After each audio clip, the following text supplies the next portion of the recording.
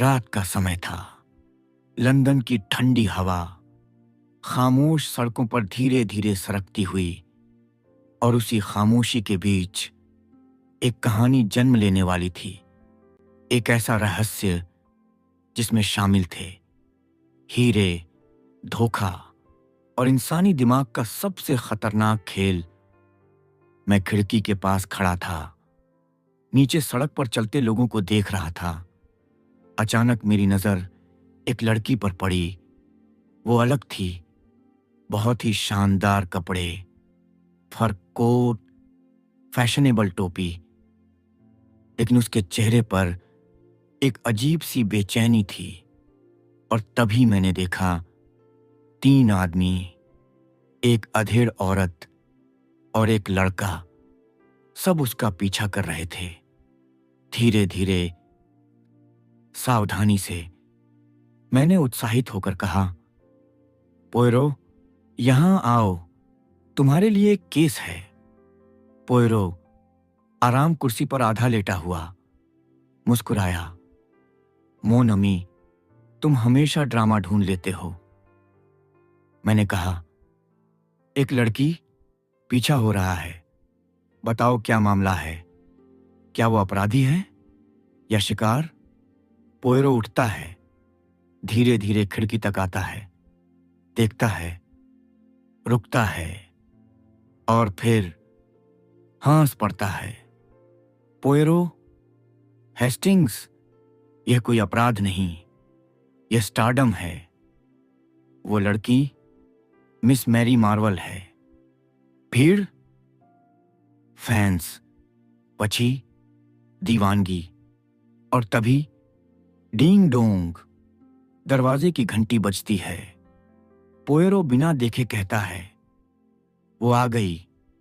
दरवाजा खुलता है और सामने मैरी मार्वल। कमरा शांत हो जाता है।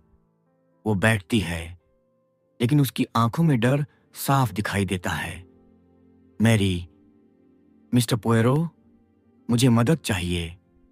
वो बैग खोलती है, 3 चिट्ठियां निकालती हैं। पहली चिट्ठी, हीरा वापस करो। दूसरी, चेतावनी। तीसरी, पूर्णिमा को वह ले लिया जाएगा। दोस्तों, यहीं से कहानी बदल जाती है। यह अब सिर्फ चोरी नहीं, एक प्रोफेसी जैसा खेल बन जाता है। मैरी धीरे से चेन निकालती है, हाथ खोलती है और कमरा चमक उठता है। द वेस्टर्न स्टार, एक हीरा, लेकिन ऐसा जैसे आग का टुकड़ा। पोयरो उसे देखता है, जांचता है और धीरे से कहता है, परफेक्ट, और इसलिए खतरनाक। पोयरो कहता है, इसे मेरे पास छोड़ दो। मैरी कहती हैं, नहीं, मैं इसे पहनूंगी। यहीं से ट्रेजेडी सेट हो जाती है। दरवाजा खुलता है, ग्रेगरी रॉल्फ आता है। आत्मविश्वास, स्टाइल, लेकिन कुछ अजीब। ग्रेगरी, यह सब बकवास है। Important audio book layer. उसका टोन, उसका बिहेवियर, पहली बार सुनने वाले को कुछ समझ नहीं आता, लेकिन यही असली क्लू है। पोयरो खिड़की की तरफ देखता है, धीरे से कहता है, हेस्टिंग्स, ये केस सिंपल नहीं है। और दोस्तों, यहीं से शुरू होता है डबल गेम, फेक रॉबरी और एक ऐसा ट्विस्ट जो सब कुछ बदल देगा। मैरी और ग्रेगरी के जाने के बाद कमरे में फिर वही खामोशी लौट आई। मैंने पोयरो की तरफ देखा। वो कुर्सी पर बैठा था, आंखें बंद, उंगलियां आपस में जुड़ी हुई। मैं तो, तुम क्या सोचते हो? कुछ सेकंड, कोई जवाब नहीं। फिर उसने धीरे से कहा, पोयरो, हेस्टिंग्स, यह चिट्ठियां, यह कहानी बहुत ही सुविधाजनक है। यही फर्क था। मैं केस को कहानी की तरह देख रहा था और पोयरो पैटर्न की तरह। अचानक वो उठ खड़ा हुआ। मैं थोड़ा बाहर जा रहा हूं, कुछ चीजें वेरीफाई करनी हैं।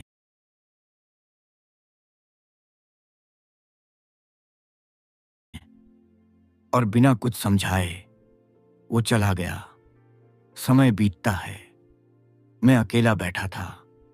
तभी दरवाजा खुला और अंदर आई लेडी यार्डली। लंबी गहरी आंखें, चेहरे पर हल्की उदासी, लेकिन अंदर कुछ छुपा हुआ। उस पल मैंने सोचा, यह मेरा मौका है। आज मैं साबित करूंगा कि मैं भी कुछ कम नहीं हूं। मैं आगे झुका, आत्मविश्वास के साथ बोला, आप यहां अपने हीरे के बारे में आई हैं। आपको भी धमकी भरे पत्र मिले हैं। कुछ सेकंड वो मुझे देखती रही, पूरी तरह शॉक्ड। उसके चेहरे का रंग उड़ गया और उसी पल मुझे लगा मैंने सही पकड़ा। लेडी धीरे से, हां, मुझे भी वही चिट्ठियां मिली हैं। लेकिन अगर आप ध्यान दें, उसके जवाब में हेजिटेशन था। यही एक सटल क्लू है जो पहली बार में कोई नोटिस नहीं करता। अब दो चीजें क्लियर थीं। दो हीरे, दो ऑनर्स, दोनों को सेम थ्रेट, लेकिन तरीका अलग।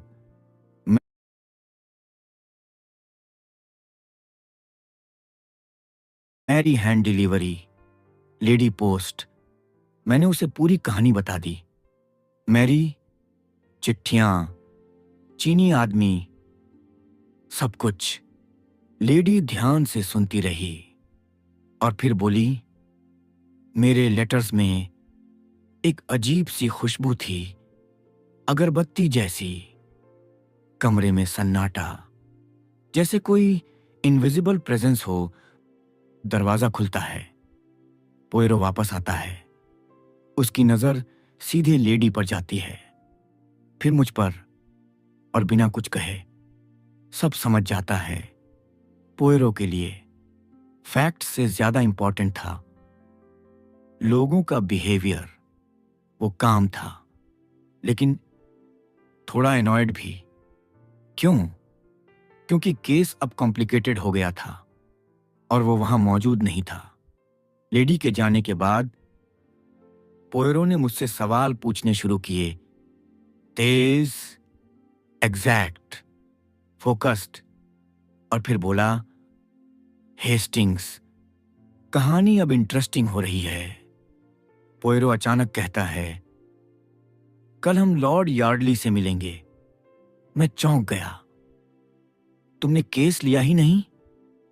पोयरो मुस्कुराकर, मैं सेटिस्फैक्शन के लिए काम कर रहा हूं। मैंने पूछा, क्या तुम्हें सच में लगता है कि हीरा चोरी होगा? पोयरो ने मेरी तरफ देखा, रुका और कहा, चोरी नहीं होगी, हो चुकी है। अगली सुबह हम लॉर्ड यार्डली से मिले।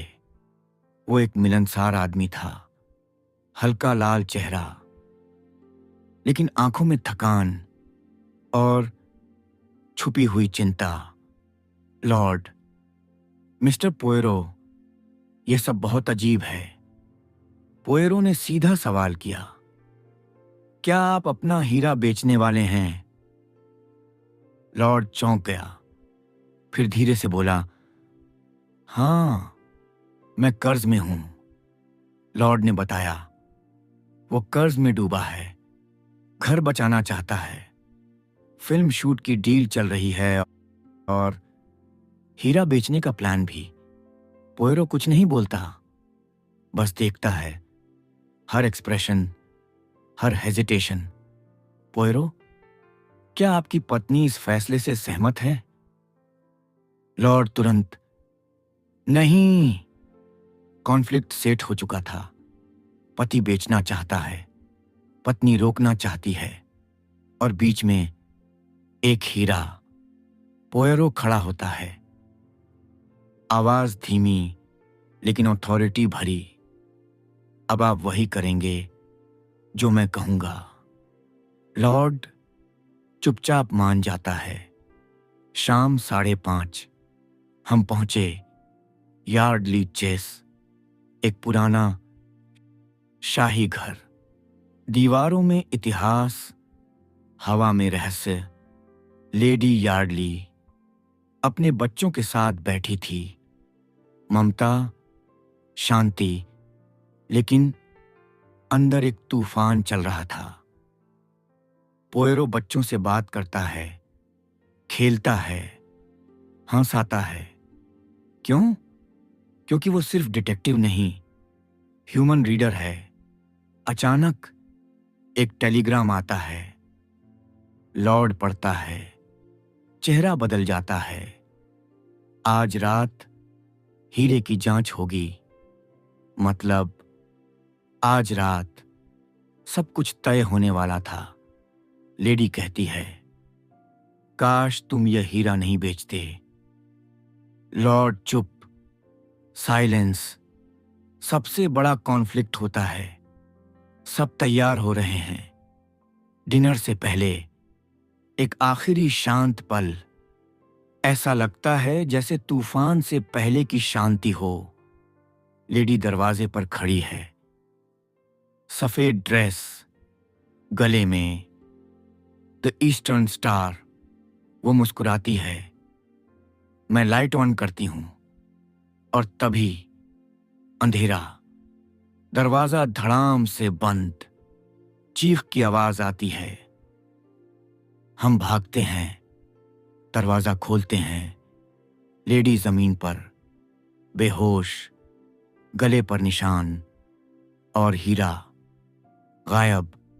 हम दौड़ते हैं साइड दरवाजे की तरफ। वहां हार पड़ा है, लेकिन बीच से हीरा गायब। यह कोई साधारण चोरी नहीं थी। चोर को पता था उसे क्या चाहिए। दरवाजे में फंसा एक रेशमी कपड़े का टुकड़ा। संकेत, चीनी आदमी। हम खोजते हैं, लेकिन कोई नहीं मिलता। रात, अंधेरा और चोर गायब। और पहली बार मैंने पोयरो को हारते हुए देखा। मैं गुस्से में, सब गड़बड़ हो गया। तुमने कहा था सब ठीक होगा। पोयरो शांत। हां, ये मेरी जीत नहीं है। फिर भी वो घबराया नहीं। यही सबसे बड़ा संकेत था। कुछ तो बाकी है। दोस्तों, एक हीरा चोरी हो चुका है, दूसरा भी बाकी है। और पोयरो अब भी कुछ जानता है जो हम नहीं जानते। हम यार्डली चेस से निकल चुके थे।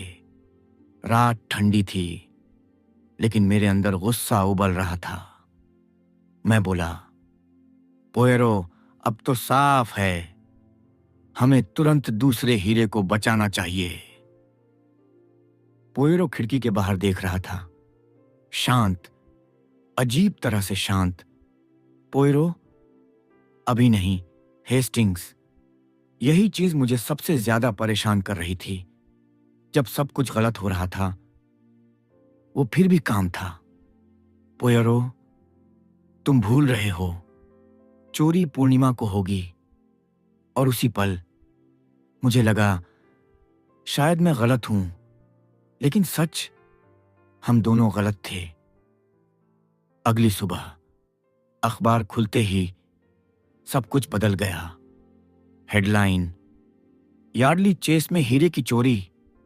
अब यह सिर्फ एक केस नहीं रहा, यह पब्लिक स्कैंडल बन चुका था। मैंने कहा, चलो होटल चलते हैं, मैरी को वार्न करना होगा। लेकिन पोयरो ने मना कर दिया। यही मोमेंट था जब मुझे लगा वो हार मान चुका है। पहली बार मैंने सोचा, शायद महान पोयरो भी गलती कर सकता है। दोपहर, फोन बजता है। पोयरो उठाता है, सुनता है और धीरे से कहता है, हेस्टिंग्स, दूसरा हीरा भी चोरी हो गया। क्या? मैं उछल पड़ा। मैं? अब बताओ, तुम्हारी पूर्णिमा वाली थ्योरी का क्या हुआ? अब मेरे अंदर फ्रस्ट्रेशन नहीं, गुस्सा था। हम होटल की तरफ जा रहे थे।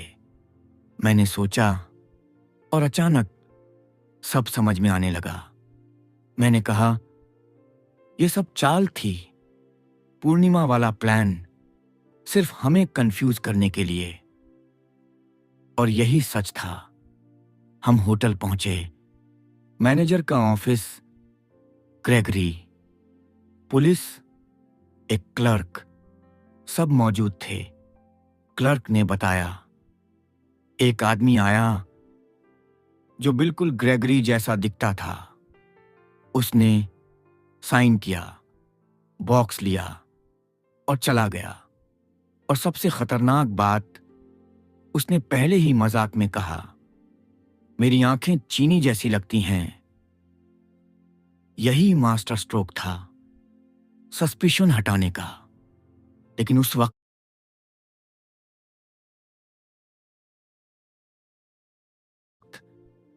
कोई समझ नहीं पाया। 12 बॉक्स मिला, खाली, सिर्फ एक चीज गायब। तो वेस्टर्न स्टार, अब दोनों हीरे जा चुके थे। केस खत्म या अब शुरू? पोयरो ग्रेगरी को अलग ले जाता है। 5 मिनट, बंद दरवाजा, कोई नहीं जानता अंदर क्या हुआ। लेकिन जब वो बाहर आया, उसका चेहरा बदल चुका था। पोयरो मुस्कुराते हुए बोला, चलो हेस्टिंग्स, अब पोस्ट ऑफिस चलते हैं। मैं हैरान था। दोनों हीरे चोरी हो चुके थे और वो लंच की बात कर रहा था। पोयरो ने एक तार भेजा। किसको? Lord Yardley. लेकिन क्यों? अभी भी रहस्य। हम घर लौटे। कमरे में कोई बैठा था। लॉर्ड यार्डली, बेचैन, थका हुआ। लॉर्ड, सब खत्म हो गया, हीरा चला गया। पोयरो मुस्कुराया, धीरे से बोला, नहीं, सब ठीक हो गया है और मैं आपको आपका हीरा लौटाता हूं। कमरा शांत था। लॉर्ड यार्डली बेचैन खड़े थे। मैं अब भी उलझा हुआ और पोयरो बिल्कुल शांत। वो धीरे धीरे आगे बढ़ा, अपनी जेब में हाथ डाला और एक चमकती हुई चीज बाहर निकाली। लॉर्ड हैरानी से, यह द ईस्टर्न स्टार? हां दोस्तों, हीरा वापस आ चुका था। लेकिन असली सवाल, कैसे? पोयरो कुर्सी पर बैठता है, हाथ जोड़ता है और कहता है, अब समय आ गया है सच्चाई जानने का। असली चोर कोई चीनी आदमी नहीं था। वो था ग्रेगरी रॉल्फ। हां, वही आदमी जो खुद पीड़ित बनने का नाटक कर रहा था। पोयरो धीरे धीरे पूरी कहानी खोलता है। नकली चिट्ठियां, चीनी मिथक, 2 हीरों की कहानी, सब कुछ ग्रेगरी ने खुद बनाया। उसने डर पैदा किया। पूर्णिमा, भगवान की आंखें, वापसी की भविष्यवाणी, ताकि लोग लॉजिक छोड़ दें और इमोशंस में बह जाएं। पोयरो मेरी तरफ देखता है। हेस्टिंग्स, तुमने जो पुरानी अफवाह बताई थी, वही की थी। लेडी यार्डली और ग्रेगरी रॉल्फ पहले से जुड़े हुए थे। रिश्ता, राज और फिर ब्लैकमेल। ग्रेगरी के पास लेडी के पुराने खत थे। और वो उन्हें इस्तेमाल कर रहा था पैसे के लिए, हीरे के लिए। लेडी मजबूर थी। उसने क्या किया? असली हीरा निकाला, नकली लगा दिया और असली ग्रेगरी को दे दिया। लेकिन प्रॉब्लम शुरू हुई जब लॉर्ड ने हीरा बेचने का फैसला किया। अगर बेचता, सच सामने आ जाता। इसलिए ग्रेगरी ने बनाया डबल रॉबरी प्लान। पहला हीरा चोरी दिखाओ, दूसरा भी चुरा लो, बीमा पैसा लो और हीरे अपने पास रखो। पोयरो समझाता है। उस रात लेडी ने खुद लाइट बंद की, हार खुद निकाला और चीख मारी। यानी कोई चोर था ही नहीं। अगली सुबह ग्रेगरी ने खुद को डिस्गाइज किया, साइन बदला, आंखों का बहाना दिया और बॉक्स ले गया। Perfect crime. मैं चिल्लाया, तो फिर तुमने उसे पकड़ा कैसे? पोयरो मुस्कुराया, डर से। पोयरो ने ग्रेगरी से कहा, लेडी ने सब बता दिया है, पुलिस आने वाली है। और वो टूट गया। उसने खुद ही हीरा लौटा दिया। लेकिन सबसे बड़ा ट्विस्ट अभी बाकी था। 2 हीरे थे ही नहीं। असल में सिर्फ एक ही हीरा था जो सालों से घूम रहा था, कभी ईस्ट, कभी वेस्ट। कहानी, बस कहानी थी। मैं चुप था। धीरे धीरे सब कनेक्ट हो रहा था। हर क्लू, हर बिहेवियर, और हर बार मैं मिस कर गया। पोयरो मेरी तरफ देखता है। हेस्टिंग्स, तुम फैक्ट्स देखते हो, मैं इंसान देखता हूं। दोस्तों, यह कहानी हमें क्या सिखाती है? रहस्य हमेशा क्लूज में नहीं होता, वो होता है लोगों के इरादों में। लालच, डर और झूठ, ये 3 चीजें किसी भी हीरे से ज्यादा खतरनाक होती हैं। और हर बार जब सच छुपाया जाता है, कोई ना कोई हरक्यूल पोयरो उसे ढूंढ ही लेता है।